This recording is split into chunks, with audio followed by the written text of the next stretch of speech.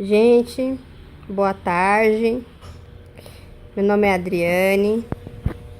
Esse aqui é o vovozinho da casa, o Bidu, certo? 9 aninhos já de idade. Cheguei cansada do trabalho, né? Na intenção de chegar no meu sofá, esticar minhas canelas. E o vovô tomou conta. Sentei aqui, o vovozinho encostou. Olha a pose dessa criatura para dormir. Ô, Zé Mané. Ô, Zé Ruela. Ô, Zé Ruela. Bidu, você não tem vergonha não, Bidu? Ei, seu preguiçoso. Mas a gente ama esse coisa bonita. Né, filha? É. Mas é o xodó da casa. Esse cão. Não foi? Não foi? Dá beijo. Beijo.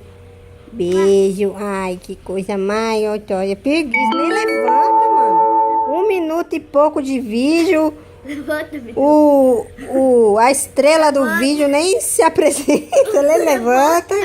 Ô, vovozinho. Levanta. Tadinho, não. Deixa o vovô. Deixa. Ele gosta de dormir assim. Meu Deus. Emborcado. Deixa ele. Só esconde o pipi, né? Ninguém merece ver filme pornô 1 hora dessa.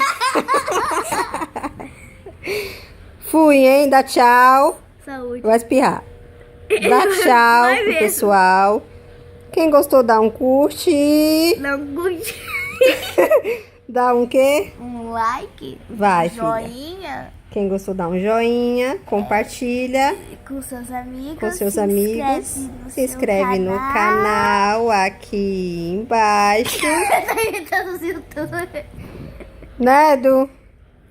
Um beijo E se e... inscreve no meu canal, que é Gabriela Linda Beltrão. Linda? Você não é linda. Quem disse que você é linda? Você é mais do que linda. Maravilhosa. Princesa da ilha. O amor chegou.